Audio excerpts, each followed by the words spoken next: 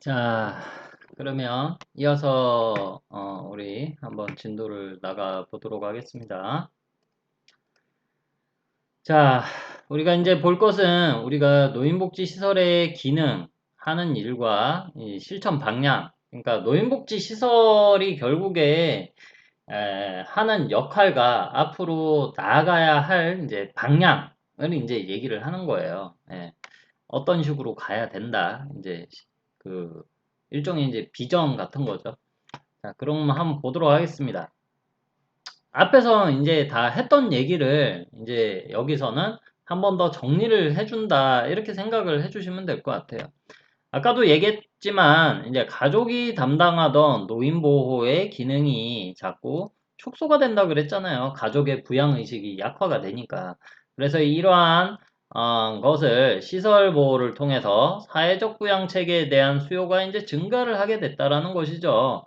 사회에서 뭔가 이 노인들을 이제 어떠한 정책이나 이런 것을 통해서 시설 수를 많이 늘리고 그리고 그 시설에서 그러한 다양한 노인복지 서비스를 제공하게끔 해줘야 된다. 이런 수요가 이제 요구를 하는 거죠. 노인과 그 노인 가족들이. 자, 그러면 우리 노인복지 시설에서 그러면은 제공해야 할 가장 포괄적인 욕구 해결 기능 중에 우리가 우선순위로 좀 정해야 되는 게 있어요. 우선순위. 자, 우리가 여러분들이 항상 무슨 일을 하시던 간에 우리가 예를 들어서 1부터 10까지가 있다. 그러면은 그것을 뭐부터 해야 될지를 먼저 정하셔야 됩니다. 마찬가지예요. 우리 그 노인복지 시설에서도 노인들이 필요로 하는 것이 굉장히 다양할 거 아니에요. 그 중에서 우리가 그거를 한 번에 다 해결을 해줄 수는 없어요. 그러면은 거기서 가장 시급한 것부터 순차적으로 해 드릴 수 있다라는 것이죠. 여러분들도 나중에 이제 직장을 다니시게 되면 일거리가 이제 떨어지게 되는데 그러면은 당장에 이제 급하게 해야 될 거, 조금 시간을 길게 두고 해도 될 거, 당장 내일까지 해야 될 거, 다음 주까지 할 거, 한 달 내로 할 거, 그게 다 나오거든요. 거기에 따라서 우선순위를 정해서 시급하고 빨리 해야 되는 것부터 먼저 해야지. 노인복지시설에서도 노인들이 게 가장 중요한 거, 진짜 시급한 거부터 이렇게 제공한다라는 것이죠. 자, 그래서 우선순위로 이제 해야 될 것이 무엇이냐? 노인복지시설에서 제공해야 되는 게 일단은 노인의 질병과 건강관리예요. 어르신들 보면 뭐 가지고 있다 했어요? 노인성 질환. 노인성 질환, 성인병, 이런 거 거의 대부분의 노인들이 우리 그 앞에서 노인 실태조사 한 거에 보면 뭐 평균 뭐 2.8개 가지고 계신다고 그랬었죠? 한 개도 아니에요. 거의 한 3개를 가지고 계신대요, 평균적으로. 뭐 물론 없으신 분도 계시겠지만 뭐 그러면은 뭐 5개, 6개 가지신 분도 계신다는 얘기거든요. 자, 어쨌든 간에 그래서 그러한 노인성 질환을 많이 가지고 계시기 때문에 그거를 이제 약도 어 빼먹지 않고 아침에 드셔야 될 약, 점심에 드셔야 될 약, 저녁에 드셔야 될 약 드시고 그 다음에 주기적으로 또 병원에 가셔야 돼요. 근데 이제 우리 사회복지시설 같은 경우는 사회복지사만 있는 게 아니고요. 간호사도 있고요. 물리치료사도 있고 뭐 촉탁의사 항상 상근은 아니지만 이렇게 시설로 와서 이제 이렇게 그, 그 진료를 이제 봐주시는 촉탁의사가 또 있습니다. 그래서 이제 그분들이 이제 주기적으로 이제 체크를 해드리는 거죠. 그러다가 이제 좀 위중하다 싶으면 이제 또 병원으로 어르신을 이제 옮겨서 이제 진료받고 이제 치료하는 그러한 형태가 돼야 된다. 자, 그 다음에 이제 우리가 단순하게 그 질병뿐만 아니라 또 건강 관리도 잘 해드려야 돼요. 자, 우리들이 흔히들 많이 하는 오해가 있습니다. 뭐가 있냐면은, 자, 어르신이 이제 예를 들어서, 이제 떠먹는 게 불편하셔요. 떠먹는 게 이제 식사를 하시면 이제 떠먹는 게 불편하시잖아요. 뭐 중풍이라든지 이런 게 오셔가지고. 자, 그러면은 여러분들은 어떻게 할 것 같아요? 요양보호사 선생님들이 이제 보통 이제 떠서 이제 드리기도 하던데, 어떻게 하는 게 맞을까? 먹여 드리는 게 나을까요? 아니면은, 어르신이 조금 뭐라 해야 되지? 재활을 통해 가지고 스스로 떠서 드실 수 있게끔 해드려야 될까요? 어떤 게 더 좋을까요? 어, 뭐 정답은 없습니다. 정답은 없는데 우리가 어르신들이 가지고 있는 잔존 능력은 계속 유지를 할 수 있도록 도와드려야 되는 거예요. 예를 들어서 이런 거예요. 중풍 어르신이 중풍 걸리고 나면 이렇게 뭐 입도 돌아가고 마비도 오게 되고 막 이러거든요. 뇌에 이제 세포가 죽으니까. 그러면 이제 여기서부터 저기까지 가는데 옛날에는 그냥 걸어갔는데 이제 중풍 오고 나서는 여기서부터 저기까지 가는데 10분이 걸린단 말이에요. 그죠? 그러니까 어르신들 입장에서는 이제는 너무 힘든 거예요. 너무 힘드니까 이제 안 움직이려 그래요. 그냥 앉아 있거나 누워만 계십니다. 자, 그러면 어떻게 돼요? 어르신이 가지고 있는 이 신체 기능이 점점 더 저하가 되겠죠. 안 움직이니까. 그리고 오랫동안 앉아 있거나 오랫동안 누워 있으면 뭐가 생겨요? 여러분들 뭐, 뭐 학창 시절 때 이렇게 책상에서 자봤죠? 이렇게 엎드려가지고 이렇게 팔 대고 자면 이 얼굴 어떻게 돼요? 빨갛게 되죠? 그 자세로 한 며칠 있는다고 생각해봐요. 여기 뭐 생길까요? 욕창 생겨요, 욕창. 한쪽에 이제 압력이 너무 많이 받고 혈액순환이 안 되면 욕창이 생깁니다. 자, 이제 뭐 그런 것들을 이제 다 관리해드려야 되는 거예요. 그래서, 어르신이 움직임이 불편하시다고 해서 그냥 편안한 상태로 계속 있게 하는 게 아니고요. 어르신이, 잔존 능력, 그러니까 중풍이 오신 분은 좀 더, 운동, 재활, 이런 것들을 통해가지고, 이 근육이 덜 빠지시게 도와드려야 되는 거예요. 그래서 우리 그 요양시설이나 이런 데 보면 어르신들 이렇게 그 보조보행차라는 거 이렇게 잡고 걷기 훈련하는 거 그게 이제 재활이거든요. 그런 거 하는 거 길에 나가면 보신 적 있으실 거예요. 이제 그런 건강 관리도 이제 해드리는 거죠. 그 다음에 식단 관리. 이제 뭐 우리 그 당뇨가 이제 심하신 분들, 뭐 고혈압 심하신 분들, 이런 분들 뭐 맵고 짜고 그런 음식 먹으면 안 되잖아요. 그렇죠. 그래서 식단 관리, 영양사가 이제 그 식단을 이제 관리를 하겠죠. 그리고 실제 조리는 조리사가 할 거고. 그다음에 이제 생활과 사회 활동 관리. 그다음에 이제 어르신이 이제 뭐 시설에만 계시는 분이 시설에만 있는 게 아니고 이제 제가 집에 계신 분도 많잖아요. 그러면 집에서 어르신들이 이제 기본적으로 해야 될 게 뭐야? 청소하고 빨래하고 식사하는 게 제대로 돼야 되겠죠. 의식주 해결이 먼저 돼야 되잖아요. 그게 이제 되게끔 관리를 해드려야 되는 거예요. 개인 위생이 안 되면은 그 굉장히 이제 위생 상태가 안 좋아지면 거기서 이제 여러 가지 이제 그 병들이 이제 오실 수가 있는 거예요. 면역력이 저하가 되면서. 그렇죠? 그다음에 식사를 제대로 못 하게 되면 당연히 또 면역력 저하가 돼서 또 병에 또 잘 걸리실 수 있게 되는 거죠. 어째 보면 지금 우리 지금 코로나 막 이런 것도 있잖아요. 그 대부분 취약계층으로 많이 보는 게 또 누구예요? 노인이잖아요, 노인. 그래서 지금 전 세계적으로 보면 어르신들이 사망을 제일 많이 하십니다. 뭐 면역력이 약하기 때문이에요. 나이가 많아서 그런 것도 있지만 평소에 이렇게 어르신들이 처해져 있는 환경이 그런 위생 상태나 이런 게 위생 상태, 영양 상태가 취약하다라는 거예요. 우리 또 앞에서 그 노인 실태 조사했었을 때 뭐가 나왔었어요? 노인들의 영양 상태가 굉장히 부실하다 그런 얘기가 나왔었잖아요. 맨날 뭐 하루에 한 끼 드시는 분들 계시고 한데 그 제대로 건강하시겠어요? 그렇지 못하는 거죠. 그 다음에 어르신들이 이제 밖에 댕기시는 거 혼자서 못 나가시잖아요. 그런 뭐 몸이 불편하시고 하면 그러면 이제 같이 이제 나가 드리는 거죠. 그렇죠? 같이 병원도 가드리고 그리고 어르신이 또 일하고자 하시는 분 계시면은 또 일자리 만들어 드리고 전반적으로 이런 것들이 이제 다 한다라는 거지. 자, 그래서 뭐 이런 거 사회적 역할 뭐 하면서 생활 유지 지원이 이제 첫 번째 해야 될 거고요. 그 다음에 이제 두 번째로 해야 될 역할은 뭐예요? 노인 가족 서비스 제공. 우리가 노인복지다 그래서 노인에게만 서비스를 제공하는 게 절대로 아닙니다. 뭐 물론 우선순위는 노인들에게 제공되는 서비스겠죠. 그런데 뭐예요? 또 부차적으로 해야 될 게 뭐냐면은 그 노인을 부양하고 있는 가족들을 위한 여러 가지 상담 서비스, 힐링 서비스도 또 필요하다라는 거예요.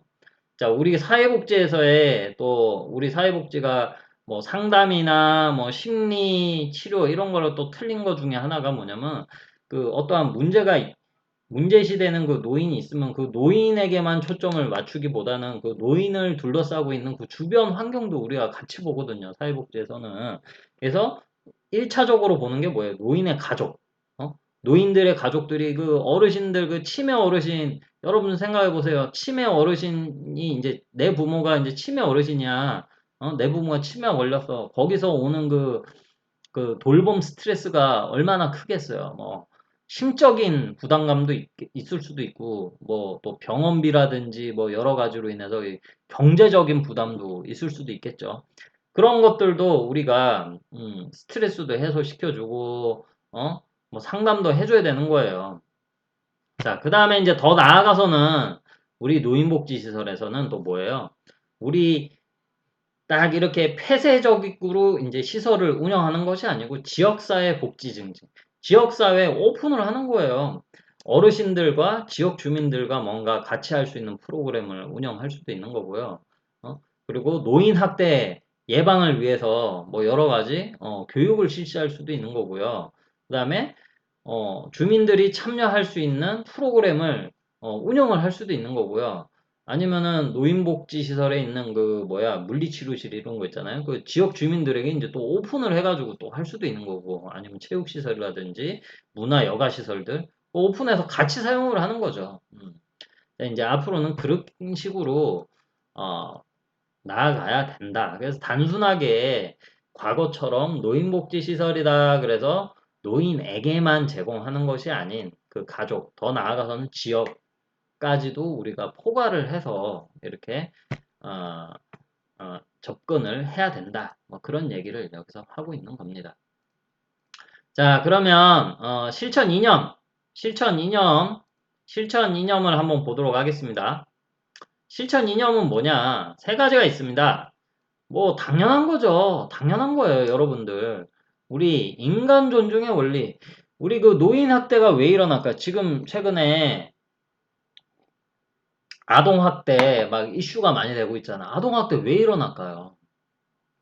아동 학대 왜 일어날까? 그 아동을 자신의 소유물, 물건으로 취급하기 때문에 그런 거예요. 그 아이를 그 어떠한 인격체로 보지 않는 거죠. 예. 존중을 하지 않는 거예요. 그냥 내 마음대로 할 수 있는 존재. 왜 그렇겠어요? 내가 뭔가 케어를 해줘야 되니까 내가 마치 갑이고 저 애는 을이다. 그러니까 내 마음대로 해도 된다라고 생각을 하는 거죠. 인간 존중을 하지 않는 거죠. 그렇죠? 예, 그래서 마찬가지예요. 우리 그 노인을 대상으로 해서도 이제 늙고 병들고 이제 경제력도 없다고 해서 내가 뭔가 해줘야 되고 내가 뭔가 돌봄 서비스 경제적으로 돈을 뒷받침해줘야 되고 이러니까 뭐예요? 내 맘대로 해도 된다라고 그렇게 생각을 자꾸 하게 되면 어떻게 돼요? 이제 사람으로 안 보게 되는 거죠. 그 사람을 이제 존중하지 않는 거예요. 그러다 보면 말을 이제 첫 번째 말을 막 하게 됩니다. 반말하게 되고 욕설도 하고 그 사람을 그 욕을 하지 않는다. 꼭 욕을 하지 않는다고 해서 그게 학대가 아니지 않아요. 그 사람을 무시한다든지 투명인간 취급한다든지 그런 것도 다 노인 학대예요. 그래서 그 사람을 존중하지 않게 된다라는 거죠. 자, 그래서 우리가 노인복지 시설에서는 최근에 뭐 저쪽이 어디야? 저기 그 고령의 노인 요양원 시설 폐쇄가 됐습니다. 이제 노인 학대가 신고돼가지고 하면 이제 그 시설 폐쇄가 이제 되기도 해요, 요즘에는. 자, 그렇기 때문에 첫 번째가 인간 존중의 원리입니다. 자, 인간 존중, 그거를 우리가 인권이라고 얘기를 해요. 그래서 인간으로서 기본적으로 인간으로서 누려야 할 권리죠. 뭐 기회 동등 뭐 이런 것들 있잖아요. 여기 뭐 생존권, 뭐 가족권 이런 것들. 그런 것들이 노인도 똑같이 보장이 돼야 된다. 자, 그다음에 가정보호 중심 원리. 자, 늙고 병들고 이제 케어를 받아야 된다 해서 무조건 요양원 가야 되냐? 다 가야 될까요? 자, 그러면은 우리 동네에 다 요양원만 있어야 되게? 아니잖아요. 그죠? 자, 그리고 어르신들에게 이제 물어봅니다. 물어보면 어떤 걸 물어보냐면 어르신 시설에 가고 싶으세요? 집에 계시고 싶으세요? 여러분들 같으면 뭐라고 대답하시겠어요? 여러분들은 나중에 나이 들어서 요양원 가고 싶으세요? 집에서 어, 삶을 살고 싶으세요? 똑같아요. 어르신들도 대부분 물어보면 집에서 거주하시길 희망합니다. 근데 여러 가지 여건이나 여러 가지 지금 경제적 뭐 여러 가지 가족 관계 뭐 여건상 그게 뭐 안 돼가지고 이제 요양원 어째 보면은 본인의 의지가 아닌 자식의 이제 의지로 이제 요양원에 입소가 되는 경우가 상당히 많다. 자, 그런데 우리가 이렇게 접근을 해야 돼요. 근데 만약에 보통 이제 요양원에 이제 어르신이 왜 입소를 하게 되는지를 한번 살펴보면 되는데요. 낮 동안에 이 어르신을 돌볼 사람이 없어. 그러면은 이 어르신이 화장실도 제대로 못 가시고, 그 다음에 식사도 제대로 못 하시고, 그 다음에 뭐 예를 들어서 가스레인지 불을 잘못 켜가지고 불이 날 수도 있어요. 실제 그런 사례도 있습니다. 자, 여러 가지 안전상의 문제, 뭐 여러 가지가 걸리잖아요. 그러니까 자녀들이 뭐예요? 아, 그렇다고 내가 직장을 관두고 집에 있을 수는 없잖아. 나도 나가서 돈을 벌어야 되고, 우리 애들도 다 학교 가야 되고, 누가 희생을 할 수는 없잖아. 그러니까 이제 요양원에 입소가 되는 거죠. 자, 그런데 만약에 우리 가족들이 다 낮 동안에 지금 집에 없잖아요. 근데 낮 동안에 누군가가 우리 집에 온다든지 아니면 낮 동안에 어르신이 어딘가에 계셨다가 올 수 있는 곳이 있다라고 하면 가족들이 어떻게 하겠어요? 무조건 요양원 보낼까요? 한번 생각을 해보세요. 그렇지 않다라는 거예요. 내가 내 부모 다 자기 부모 다 사랑해요. 그런데 내 여건이 지금 안 돼가지고 요양원 입소시키는 거잖아요. 근데 만약에 낮 동안에 누가 우리 집에 와서 식사 내 부모 식사를 챙겨드리고 청소도 해드리고 빨래도 해드리고 그다음에 낮 동안에 우리 엄마 아빠 저기 어디에 갔다가 이제 내 퇴근할 때쯤에 집에 오시고 그러면 아무 걱정이 없겠죠. 음. 자, 그걸 보고 우리가 재가노인복지 서비스라고 그런 거예요. 그게 이제 뒤에 이제 오늘 얘기를 할 거예요. 자, 그래서 시설 중심이 아니고, 어, 가정보호, 가정보호. 그러니까 가정에서 어르신이 삶을 살 때 가족들이 하지 못하는 시간, 그때만 보완적으로서, 어떠한 주간보호 서비스 이용하는 그러한 시설보호 서비스, 그런 게 이제 이루어져야 된다라는 거예요. 응? 아니면 정 안 되면은 이제 요양원에 입소가 돼야 되겠지만, 예? 완전히 그냥 누워 계시고 와상 상태라 하거든요. 침대에 기저귀 차고 누워 계시고 그 정도가 되면은 이제 어쩔 수 없이 이제 시설 입소를 하셔야 되겠죠. 하지만 그 전까지는 방문 요양 서비스, 재가 서비스, 주간 보호 서비스 이런 거 이용하시면 된다라는 거예요. 예? 그래서 모든 인간은 가정에서 살 권리가 있다 이 얘기를 하는 거죠. 그 다음에 이거 당연한 거죠. 마지막 전문적 보호 전개. 당연히 이 어르신의 이제 인테이크부터 시작해서 서비스 계획하고, 이런 서비스 제공하고 이런 사람들이 사회복지 전문 교육을 받은 사람이 해야 되겠죠. 전문적인, 여러분들 같이 전문적인 사회복지 공부를 하신 분들, 그리고 자격증을 취득하신 분들이 사회복지사로서 역할을 할 수 있겠죠. 그리고, 그 중에서 이제, 여기는 노인 복지 현장이니까 노인에 대해서 좀 더 공부를 해야 되고요. 그렇죠? 그래야지 이제 전문적인 이제 개입이 가능하다. 제가 항상 하는 말이지만요.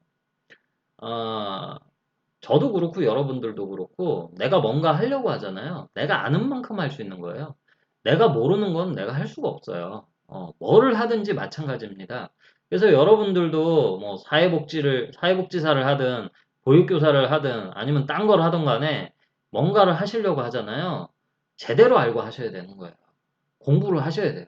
내가 아는 만큼 할 수 있어요. 내가 모르는 거 할 수가 없어요. 무슨 일하는 거 내가 뭔가를 할 때 무슨 시험 찍듯이 할 수 있는 게 아니잖아요. 대충 할 수 없잖아요. 주먹구구식으로. 요즘에는 주먹구구식으로 하면 인정을 받지 못해요. 제대로 알고. 자, 그래서 전문적인 이제 보호를 이제 해야 된다. 교육을 받아서 그 말을 얘기를 하는 겁니다. 그래서 뭐 여기 당연한 거예요. 뭐 개별화의 원리는 뭐 어르신별로 요구가 다 틀리잖아요. 개인별로 다 틀린 서비스 계획에서 뭐 서비스 제공해드려야 된다. 그 다음에 그런 것을 이제 가족이랑도 같이 상의를 또 해야 되고요. 그리고 어르신들 집단 이렇게 모여가지고 이렇게 하는 것도 할 수도 있는 거고요. 그 다음에 서비스 제공할 때 이럴 땐 저렇게 하고 저럴 땐 저렇게 하고 사회복지사 맘대로 하는 게 아니죠. 어떠한 그 뭐야 기준을 정해서 똑같이 일관성 있게 해야 되는 거죠. 그 다음에 지역복지 중시와 참여 원리. 그리고 앞으로 우리 노인복지는 뭐라 그랬어요? 우리 노인뿐만 아니라 가족 더 나아가서는 지역사회와 함께하는 그러한 방향으로 가야 된다 했잖아요. 그런 것을 이제 여기서 얘기를 하고 있습니다.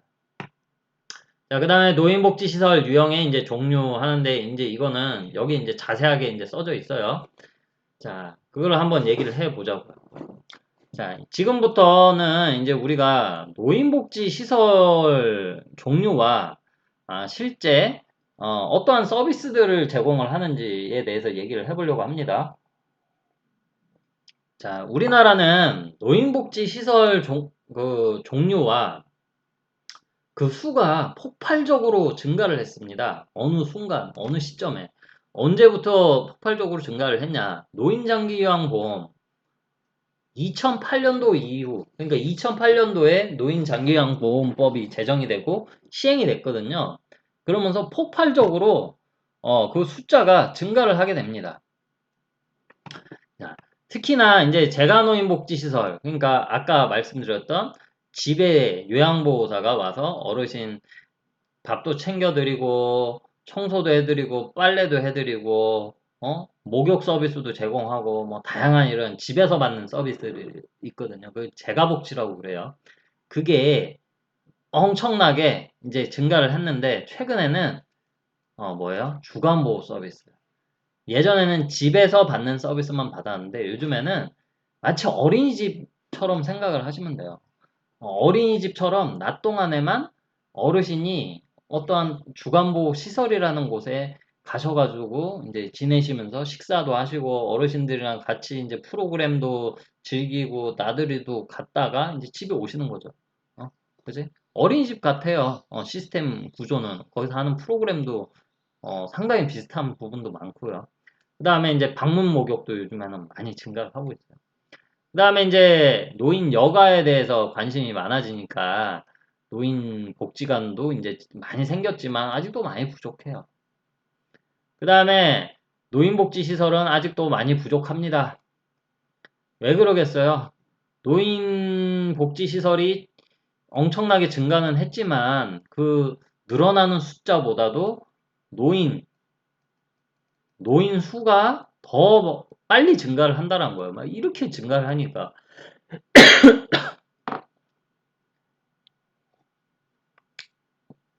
자, 그 다음에 또 특이점이라고 한번 보면 2008년도에 노인장기요양보험 제도가 시행이 됐잖아요. 응?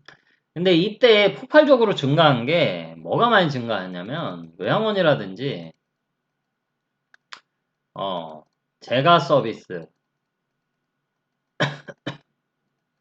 이게 증가를 하게 됩니다. 이 요양원 그 다음에 재가 서비스 받으실 수 있는 조건이 거동이 불편하거나 이런 그 우리가 앞에서 얘기했던 장기 요양 아이고 여기 안 보이죠 여기 그 장기 요양 등급이 있다고 그랬었죠. 이 장기 요양 등급 이 장기 요양 등급 받으신 어르신들 이 장기 요양 등급 어떻게 받는다 했어요? 노인성 질환 있는 분들이 이제 받으실 수 있다 했잖아요. 장애인 등급이라 틀리다 했잖아요. 장애인 등급 없어졌어요. 장기 요양 등급은 노인들 중에 노인성 질환을 가지고 계신 어르신들이 이제 그 위중에 따라서 받을 수 있다 했죠. 앞에서 다 했던 거예요. 자, 이거를 받아서 요양원이라든지 재가 서비스 받으실 수 있는데 이게 지금 그 영리화가 됐다. 영리화 이게 돈이 되는 거야. 이 서비스 제공하는 그 시설들이 그러다 보니까 이런 어르신들이 이용하는 이제 요양원 재가 시설들은 엄청나게 증가를 했어요. 근데 실질적인 노인 주거복지 시설이나 여가복지 시설 그러니까 어르신들, 그러니까 거동이 불편한 이런 어르신들을 위한 여러 가지 재활 서비스 제공하는 시설 수는 많아졌지만 좀 상대적으로 건강한 노인, 일반적인 여러분들 주변에 건강한 노인들이 더 많으시잖아요. 어, 그 건강한 노인들을 위한 노인복지관이라든지 양로원 같은 시설 수의 증가폭은 크지 않다. 뭐 물론 늘어나긴 늘어나는데 찔끔 이렇게 증가를 하고 있다라는 것을 이제 여기서 얘기하고 있는 거예요. 자, 그래서 우리가 이거 중요합니다. 노인복지법에 의한 노인복지 시설의 종류들을 이제 여기서 이렇게 표현을 하고 있어요. 자, 크게 이제 우리가 생활시설과 이용시설 이렇게 먼저 나눕니다. 생활시설은 뭐예요? 말 그대로 거기서 24시간 365일 아예 거기서 삶을 사시는 거죠. 저희가 내 집처럼 이제 지내는 곳이에요. 네. 그리고 이제 이용시설은 뭐예요? 내가 거기서 사는 게 아니고 내가 필요할 때 거기 가서 서비스 받거나 아니면 거기서 나한테 서비스 주러 오거나 그렇죠? 일정 시간 이용을 하는 시설이다. 이렇게 보시면 돼요. 자, 그래서 우리 그 과거에는 이러한 생활시설 위주의 노인복지가 주를 이뤘다면 최근에는 뭐 커뮤니티 케어 지난 시간에 얘기했었었죠. 커뮤니티 케어 어, 그 노인들 초고령 사회를 이제 준비를 하면서 이제 문재인 정부에서 하고 있는 건데 지역 사회에서 노인들을 통합적으로 돌봄을 하자. 가족과 국가와 우리 사회가 다 같이 이러한 취지의 정책이거든요. 아직 시범 사업하고 있어요. 그래서 이러한 그 이용 시설들을 많이 늘려가지고 어르신들이 갈 수 있는 곳을 많이 만드는 게 지금의 이제 목표다 이렇게 보시면 될 것 같아요. 자, 그래서 하나하나 우리 하나하나 뜯어서 한번 보자고요. 자, 먼저 크게 이제 생활시설과 이용시설로 나눌 수가 있는데요. 먼저 생활시설부터 한번 보도록 하겠습니다. 노인 주거복지시설이 있고 의료복지시설이 있어요. 자, 제가 이제 줄을 치는데요. 여기에 초점을 맞추세요. 자, 줄친데 뭐예요? 이거 주거. 어떠한 그 지내는 곳에 초점을 맞추고 있는 시설들이에요. 어떠한 장소를 제공하는데 초점을 맞추는 곳이다 이렇게 보시면 되고 의료 어떠한 장소를 제공하는데 초점을 한다라기보다는 어떠한 의료적인 어떠한 노인성 질환이 있는 분들에게 적절한 요양 서비스 제공하는 시설이 이제 노인 의료복지 시설이에요. 자, 그래서 우리 지난 시간에 양로원 얘기했죠? 양로원이 노인 주거복지 시설이에요. 그래서 양로원의 조건이 뭐라 그랬어요? 상대적으로 건강한 노인들. 근데 이제 기초생활 수급자 어르신들이 이용을 하실 수 있다고 그랬었잖아요. 그쵸? 반면에 노인 의료복지시설은 대표적인 게 뭐라 그랬어요? 요양원이 있다고 그랬습니다. 그쵸? 요양원. 요양원은 뭐예요? 상대적으로 건강하지 않은 노인들. 그리고 이 요양원은 양로원이랑 틀리게 기초생활수급자 어르신들 위주가 아니고 모든 노인이에요. 모든 노인. 여기서도 이제 또 갈리게 되는데요.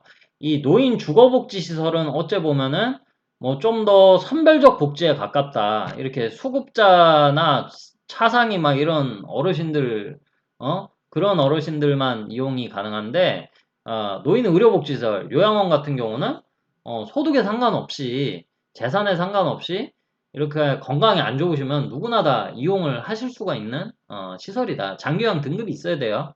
자, 여기 안에서도 이제 종류가 갈립니다. 근데 여기서부터는 쉬워요. 한번 보도록 하겠습니다. 첫 번째, 노인 주거복지시설에 양로원이 있다 했죠. 양로원이 양로시설이에요. 정확한 명칭은. 양로시설을 이 양로원이라 부르고, 근데 노인 공동생활가정이 있어요. 이거 뭐냐? 어렵지 않아요.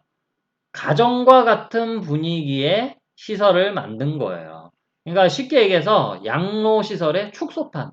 그래서 어르신들 9명 이하, 9명 이하 좀 소규모 이렇게 유니트화라고 전문 용어로 유니트화라고 하는데요.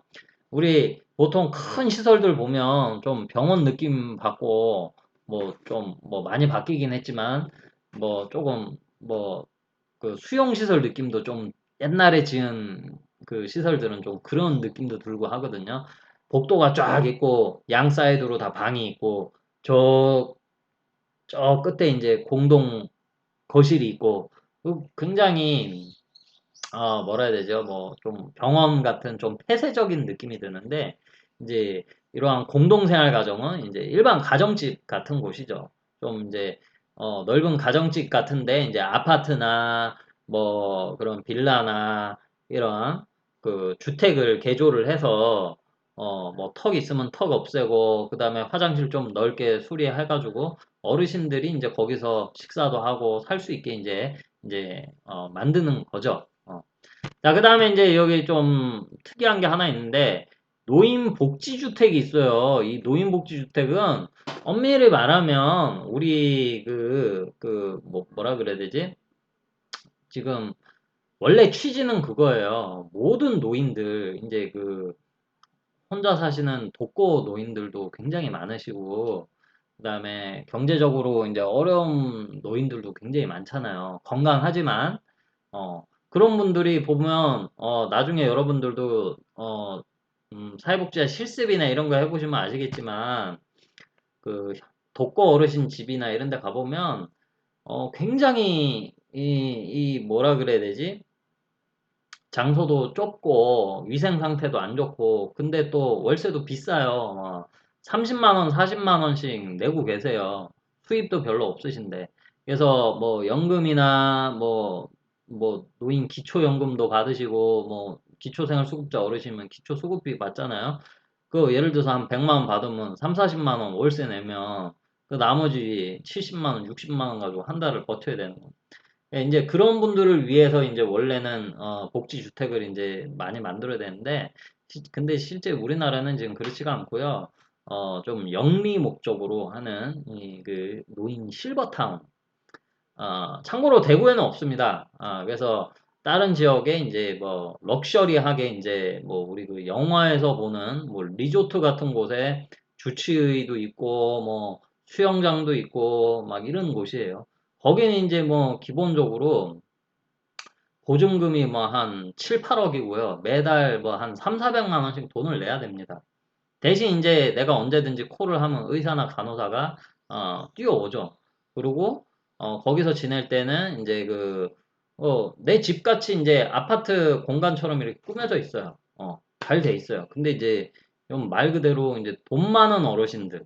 근데 이제 대부분의 우리나라의 그 노인복지주택 실버 타운들이 많이 망했어요. 왜 그러냐? 이 영리 목적으로 럭셔리하게 잘 해놓긴 했는데 문제는 뭐예요? 그 돈이면 그냥 내가 어, 집 지어서 좋은 집 하고 사람 내가 써서 내 마음대로 월급 주고 부리면 되거든요. 비서처럼. 어. 그래서 지금 우리나라에서는 노인복지주택이 활성화가 제대로 안 돼 있어요. 있긴 있는데 많지가 않다. 이렇게 보시면 될 것 같아요. 자, 다음이 이제 노인 의료복지시설. 이 노인 요양시설이 이제 이 요양원을 얘기를 합니다. 이 요양원. 그래서 장기요양 등급. 그러니까 노인성 질환이 있으셔서 장기요양 등급이 있으신 분들이 이제 여기를 이용을 하시겠죠. 그래서 이제 요양보호사, 뭐 간호사, 간호조무사, 물리치료사, 뭐 이렇게 뭐 영양사, 뭐 촉탁의사 이러한 다양한 사람들이 이제 여기서 어르신들을 위한 다양한 이제 요양 서비스를 이제 제공을 하는 거예요. 그 다음에 이제 노인 요양 공동생활 가정이 있는데 이거는 위에서 얘기했던 것처럼 노인 공동생활 가정 있잖아요. 거기에 요양자만 더 들어가는 거예요. 그래서 노인 요양원의 축소판 해서 가정과 같은 분위기를 만든다. 그래서 일반 그 아파트나 뭐 주택, 뭐 빌라 같은 거를 이제 조금 개조를 해서 어르신 친화적인 환경을 만들어서 어르신 요것도 마찬가지로 9인 이하 어르신 9분 이하가 이제 거기서 이제 거주를 하시는 거죠. 사회복지사, 그 요양보호사, 뭐 이렇게 뭐 간호조무사가 이제 대부분 있게 되는데요. 간호사는 월급 많이 줘야 되니까. 그렇게 해서 이제 지내는 곳이 이제 노인요양 공동생활 가정입니다. 그래서 여러분들 주변에 보면은 길 가다가 여러분들 집 주변에 무슨 그 상가 같은 데 보면 무슨 노인 요양원 하는 데가 많이 보이실 거예요. 대부분 이제 이 노인 요양시설 또는 노인 요양 공동생활 가정일 거예요. 예. 자, 이 시설이 엄청나게 많이 생겼습니다. 요즘에 제가 사는 동네도 상가들이 많은데 아파트 상가들 보면은 제 주변에도 한 네다섯 개 되는 것 같아요. 네다섯 개. 그 숫자가 굉장히 많습니다. 그만큼 수요가 있으니까 그렇게 많이 있겠죠. 자, 그 다음에 이제 이용시설로 넘어가 보도록 하겠습니다. 이용시설로 보면 노인 여가복지시설, 재가복지시설, 노인보호 전문기관, 노인 일자리 지원기관, 노인 학대 피해 노인 전용 쉼터 이렇게 있는데요. 요거부터 한번 보도록 하겠습니다. 여기 보면은 요것도 마찬가지로 줄 끊었는데 이제 초점으로 보세요. 여가에 초점을 맞춘 시설이다. 이렇게 보시면 될 것 같아요. 그 대표적인 시설이 노인복지관이 있어요. 노인복지관. 그 노인복지관에서 하는 게 뭐냐? 가보셨는지 모르겠는데 어르신들이 오셔가지고 식사도 하시고 물론 공짜는 아니에요. 보통 한 1,000원에서 1,500원 내고 이제 식사하실 수 있어요. 그 다음에 이제 어르신들을 위한 다양한 취미, 여가 프로그램들, 그 다음에 교육 프로그램들, 평생교육이죠. 성인 문해교실, 뭐 정보통신교실, 뭐 컴퓨터 교실, 뭐 스마트폰 만지는 교실, 뭐 그런 것도 있고, 뭐 사교 댄스, 실버 체조, 요가, 뭐 다양한 여가 프로그램들을 이제 여기서 또 하고요. 다양한 이제 상담이라든지 사례 관리도 이제 어, 여기서 많이 하고 있습니다. 그래서 이게 요즘에 최근에 이제 노인복지관이 많이 늘어나고 있어요. 자, 그 다음에 경로당이 이제 여러분들이, 뭐, 여러분들 집 주변에 이것도 다 하나씩 다 있을 거예요. 근데 요거는 엄밀히 말하면 노인 여가복지시설에 들어가기는 하지만, 사회복지사가 근무하거나 뭐 그런 거는 아니죠. 그런데 이제 경로당이 왜 노인복지시설로 분류가 되냐. 그래 이제 보조금이 나오거든요.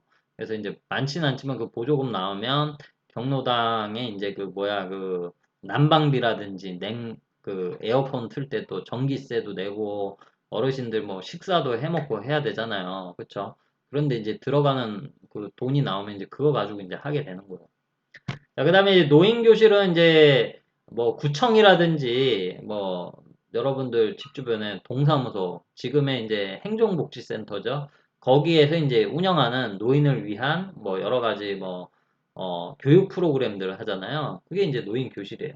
노인교실만 별도로 운영하는 경우는 잘 없습니다. 자, 이렇게 이제 있습니다. 자, 그다음에 이제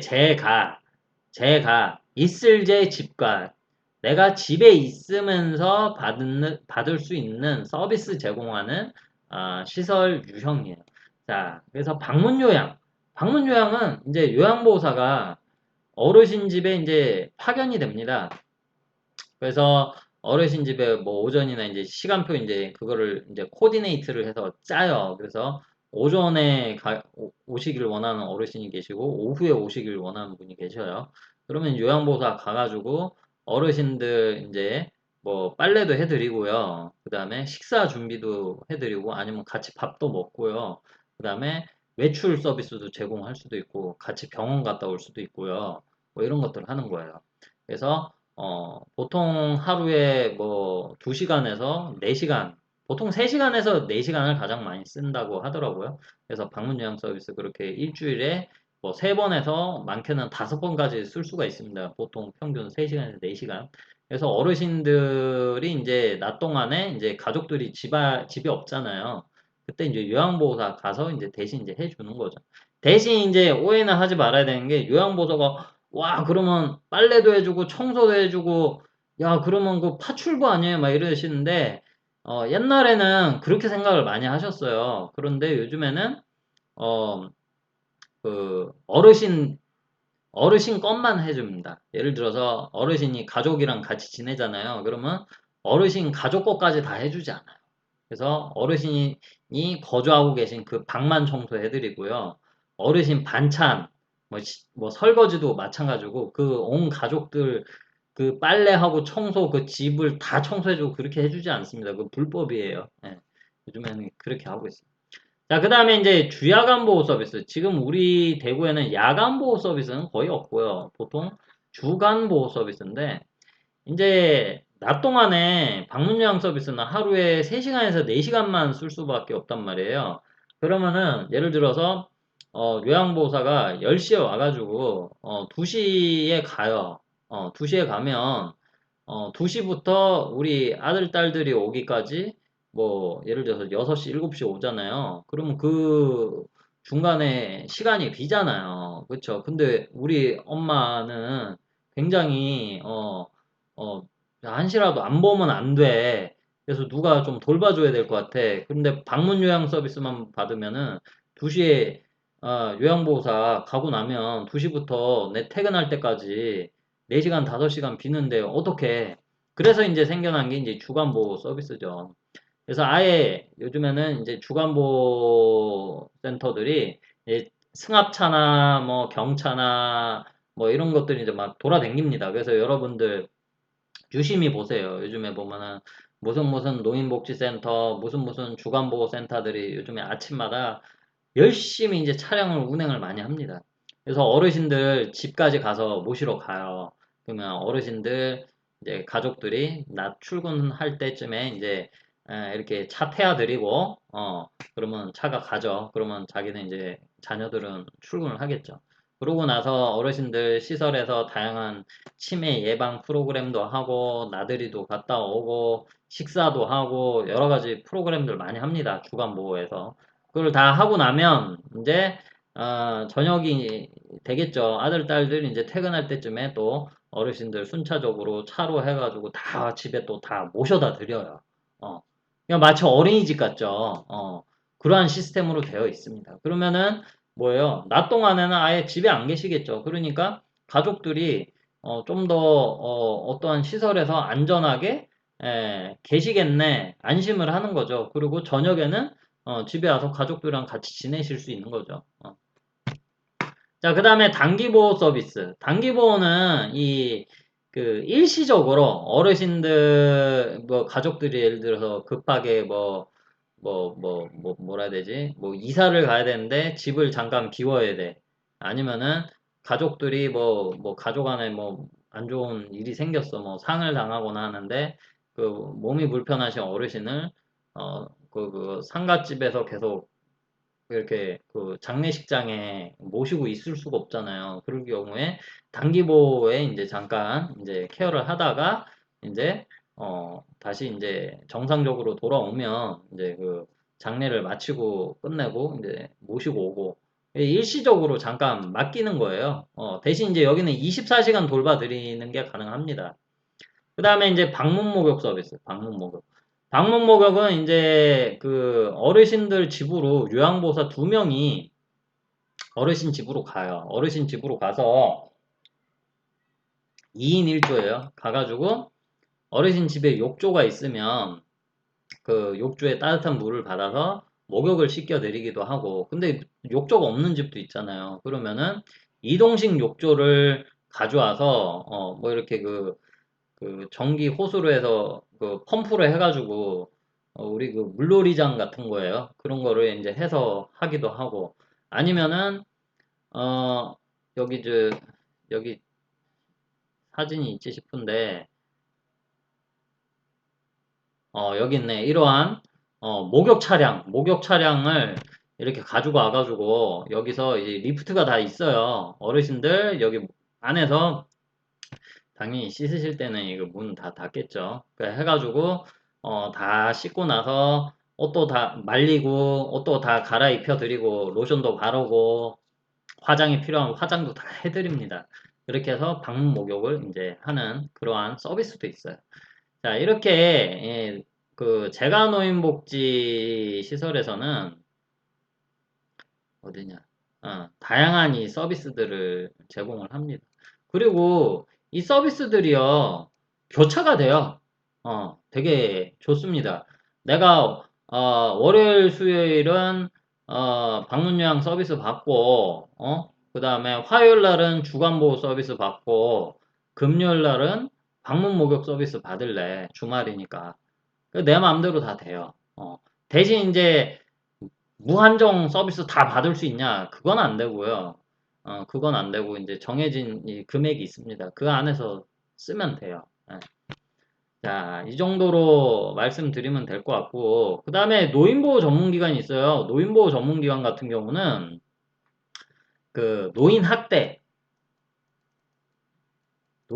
학대가 일어났을 때 이제 옛날에는 그냥 경찰서에 신고를 했단 말이에요.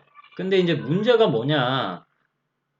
경찰관들이 뭐 물론 그 뭐 이렇게 조사를 하고 하는 뭐 권한이 있긴 하지만 노인에 대한 치매 노인에 대한 전문 지식이 없잖아요. 그 사람들은. 그렇죠? 경찰관일 뿐이지 사회복지사가 아니잖아요.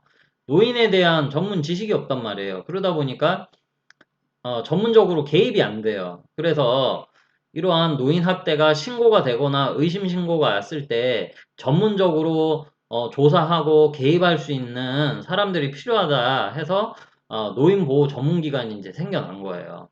대구에도 이제 처음에 한 개가 생겼고 이제 두 개인가 세 개인가 생겼을 거예요. 그래서 권역을 좀 나눠가지고요. 그래서 노인 학대 의심 신고가 들어오거나 그런 게 오면 노인 보호 전문 기관에 있는 사회복지사가 출동을 합니다. 출동을 해가지고 어르신들 이제 그 학대를 받은 그 정황 증거나 막 이런 게 사진도 찍고 뭐 이렇게 녹취도 하고 증거 수집을 해요.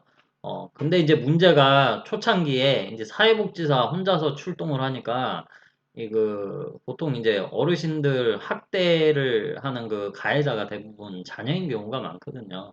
그 자녀가 막 술 취해가지고 칼로 그 사회복지사를 찌른 적이 있어요. 뭐 죽진 않았는데 죽을 뻔한 적도 있고. 그러다 보니까 요즘에는 노인보호 전문기관에 있는 그 사회복지사들이 사안에 따라서 필요하면 경찰관이랑 같이 갑니다. 아무래도 경찰관이랑 같이 가게 되면 그러한 이제 그 위험성에서 조금 좀 더 안전이 확보가 되니까요. 그리고 이제 그냥 사회복지사 가서 문 열어주세요 하면 문 열어줘요? 안 열어주잖아요. 근데 이제 경찰관이 이제 같이 가게 되면 이제 일단은 조사권이 있을 수가 있으니까 볼 수가 있잖아요. 그죠? 문을 열어줘야 되니까. 그래서 이제 증거를 또 수집을 할 수가 있게 되죠. 자, 그래서 이제 그러한 노인보호 전문기관에서 이제 조사도 하고, 그 다음에 어르신들 상담도 해드리고, 학대받은 뭐 심리치료 이런 것도 연계해드리고, 그 다음에 그 가해자에게 여러 가지 이제 가해자를 위한 교육도 많이 시켜요. 여러분들이 또 아셔야 될 게, 예를 들어서 아동 학대했다, 노인 학대했다, 장애인 학대했다. 자, 그러면 저 사람 뭐 과태료 세게 매기고 징역을 뭐 10년, 20년 시키자. 이렇게 해서 처벌을 세게 하면은 앞으로 학대 안 하겠지. 이렇게 생각을 하실 수도 있는데, 우리 인간이라는 존재는요, 세게 한다고 해서 그 행위를 안 하는 존재가 아닙니다. 그 행위를 앞으로는 안 하게끔 교화를 시켜야 되는 거예요. 교육을 시켜야 돼요. 상담을 하고. 그 다음에 필요에 따라서 그 사람을 이제 치료를 해줄 수도 있어요. 심리치료. 근데 대부분 이제 노인 학대를 하는 아들이 가장 많이 하는데 그 아들들이 대부분 보면 그 약물 중독, 그 알코올릭이라든지 아니면은 그 사람들도 그 아들도 어렸을 때 자기 부모로부터 그렇게 학대를 많이 받은 적이 있습니다. 그러니까 그 학대를 받았던 그 경험이 있으니까 그 내재 그 폭력성이 이제 잠재가 돼 있겠죠. 이제 그게 이제 나중에 이제 커가지고 이제 어 내가 받은 대로 자기 부모한테 이제 되돌려 주는 거죠. 그 이제 보상 심리라고 하는데 이제 그렇게 이제 하는 거. 그 이제 심리 치료를 통해서 이제 좀 어느 정도 극복이 된다라고 합니다. 이제 뭐 그런 것도 이제 여기서 해주고 있어요. 자, 그 다음에 이제 노인 일자리 지원 기간은 뭐냐면은 우리가 이러한 뭐 노인 의료복지시설 뭐 재가노인복지시설 이런 데 보면 상대적으로 건강하지 않은 노인들이 이용을 하신다고 그랬잖아요. 어떤 요양 서비스니까. 근데 이제 우리가 보면 상대적으로 건강하신 어르신들이 훨씬 많습니다. 건강하지 않은 노인들은 상대적으로 전체 노인의 한 2, 30%, 상대적으로 뭐 혼자서 내가 거동이 다 되고, 뭐 밖에 나가서 다 뭐 일 처리하고 다 되시는 분들, 외출이 되신 분들이 7, 80%라고 보시면 되는데요. 그러면 건강한 노인들이 더 많잖아요. 그쵸? 그러면 그 건강한 노인들 중에 보면은 퇴직 이후에도 더 일하고 싶어 하시는 분들이 상당히 많아요. 그러면은, 구직 활동을 하면 되는 거 아니냐. 자, 그런데, 어르신들이 그냥 일반 고용복지센터 같은 데 가서 뭐, 이렇게 의뢰를 하면, 거기서 일자리 구하기가 쉽지가 않아요.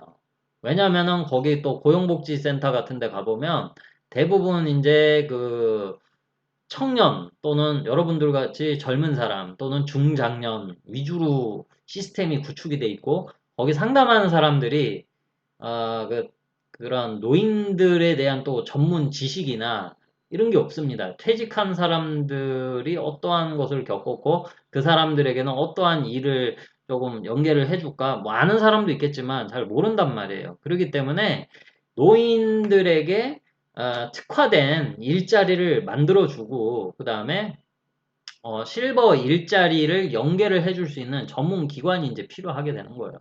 퇴직 이후에도 뭔가 이제 자신의 이제 인생 이모작이라고도 표현을 하는데, 그래서 여러분들 구에도 한두 개씩 다 있을 거예요. 그래서 뭐 대표적으로 뭐 시니어 클럽, 우리 대구 같은 경우는 각 구에 시니어 클럽이 하나씩 다 있습니다. 큰 데는 뭐 두 개, 세 개도 있다라고 하던데, 대구는 한 개씩 다 있어요. 그러면은 거기 안에서 어르신들 실버 일자리를 필요로 하는 어르신들이 있잖아요. 그리고 기업체들이 대구에도 많잖아요. 그런 데서 65세 이상을 또 고용을 할 의향이 있는 기업체랑 연결을 시켜드리기도 하고요. 그 다음에 어르신들을 위한 일자리를 아예 이 시니어 클럽에서 만들기도 합니다. 대표적으로 여러분들 그 어디야? 그 2호선 종점이 어디죠? 문양역인가? 문양역인가? 1호선인가 2호선 종점 있잖아요. 문양역인가?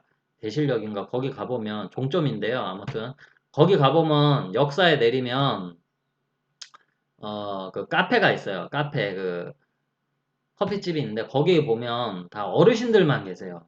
거기 보면은 어르신들끼리 일을 하는 뭐 일종의 노인 일자리 창출한 곳이거든요. 거기서 보면 서빙 하시는 분, 주문 받는 분 다 노인들이에요. 어, 그런 곳이 이제 많이 이제 만들고 하는 곳이 이제 노인 일자리 지원 기관이에요. 그리고 제가 안 그래도 어제도 저도 그 점심 식사를 그 서구 시니어 클럽에서 어, 이렇게 어르신들을 위한 일자리 만든 음식점이 있어요. 식당도 있습니다. 그래서 식당에 가서 밥을 먹었거든요. 음식도 싸고, 가격도 싸고, 그렇다고 뭐 맛이 없거나 뭐 저급한 재료를 쓰지 않습니다. 그래서 뭐 괜찮아요. 가격 대비. 예, 그래서 저도 한 번씩 뭐 그러한 시니어 클럽에서 만드는 이제 운영하는 뭐 식당이라든지 뭐 떡집 뭐 행복떡집 뭐 이런 데도 있거든. 그런 데서 저도 떡도 사고 뭐 그렇게도 합니다. 자, 그 다음에 이제 학대 피해 노인 전용 쉼터. 이거는 이제 아직 법이 이제 지금 6월 달이잖아요. 다음 달부터 이제 정식적으로 이제 편입이 되는데 이제 학대를 당했잖아요. 이 학대를 당하면 노인보호 전문기관에서 개입을 한단 말이에요. 그런데 이제 당장의 문제는 뭐냐? 가정에서 학대를 당한 어르신들이 어디에 대피해 있어야 되잖아요. 어디로 가? 쉼터 같은 게 있어야 되는 거죠. 그리고 그래서 노인보호 전문기관에서 이 쉼터를 운영을 했습니다. 그런데 그 숫자가 많지도 않고 운영이 힘들어요. 그러다 보니까 아예 학대 피해 노인 전용 쉼터라는 시설 유형을 하면 별도로 뺐습니다. 노인 학대가 요즘에 워낙 많이 일어나고 있기 때문에 그래서 어르신들 일시적으로 학대받은 어르신들이 일시적으로 거기서 뭐 이렇게 심리적 안정 취하실 수도 있고, 어딘가에 가실 수 있는 곳이 정해질 때까지 무기한 계실 수는 없고, 일정 기간이 있습니다. 그래서 뭐 6개월, 뭐 1년, 뭐 최대 뭐 1년인가 그럴 거예요. 그 기간 동안에 여기서 충분히 요양을 하시고, 이제 그 다음으로 이제 다른 자녀 집으로 갈지, 요양원으로 갈지, 어르신 건강 상태에 따라서 이제 그 정해지겠죠. 이제 그거를 이제 하게 되는 것이죠. 자, 이렇게 노인복지 시설에 대한 얘기를 쭉 해봤는데요. 요 뒤에는 이제 제가 얘기했던 거예요. 얘기했던 거를 이제 여기서 이제 풀어서 이제 설명을 쭉 하고 있어요. 그래서, 이번 시간에는 그 노인복지 시설의 종류들에 대해서 쭉 얘기를 했습니다. 그래서 크게 생활시설과 이용시설로 나누고, 그 다음에 생활시설은 노인 주거에 초점을 맞추고 있는 시설과 노인 의료, 요양에 초점을 맞추고 있는 시설이 있다. 그리고 그 안에는 양로원, 그 양로원 축소판인 공동생활가정, 그 다음에 그 실버타운, 그 다음에 노인 요양시설, 노인 요양원이죠. 그리고 그 요양원 축소판이 공동생활가정이 있다. 보통 9인 이하, 9명 이하 거주하고 계시면 공동생활가정이라고 해요. 그 다음에 노인 여가에 초점을 맞추고 있는 여가복지시설에 노인복지관, 경로당, 노인교실이 있다. 그 다음에 재가, 어르신이 집에 계시면서 서비스 받으실 수 있는 방문 요양, 주야간, 단기, 방문 목욕 서비스 있다. 그 다음에 노인 학대 관련해서 전문적으로 개입을 하는 노인 보호 전문기관이 있다. 그 다음에 어르신들 일자리, 그러니까 어르신들 취업시켜주고 일자리 훈련시켜주는 노인 일자리 지원기관, 시니어 클럽 같은데. 그 다음에 어르신 학대 당했을 때 전용 쉼터, 학대 피해 노인 전용 쉼터가 있다. 이렇게 여러분들이 좀 정리를 해주실 수 있으면 좋겠고. 그래서 여러분들이 나중에 이제 그 여름에 이제 그 지금 실습지를 다 구했는가 모르겠는데 그 노인복지 시설 종류들 있잖아요. 이렇게 다양해요. 그래서 뭐 보면은 우리 학교 학생들 보면은 보통 복지관에서 실습 많이 하시는데 노인복지관에 가시는 경우도 많거든요. 그래서 노인복지관 여가복지시설이다. 다양한 여가 프로그램 운영한다. 뭐 그런 거는 이제 좀 여러분들이 좀 알고 가셔야 되겠죠. 그렇죠? 그래서 여러분들이 실습 나가시기 전에 내가 실습하려고 하는 시설이 어떤 유형의 시설이고, 그리고 그 시설이 하는 일이 뭔지를 이제 알고 가야 되겠죠.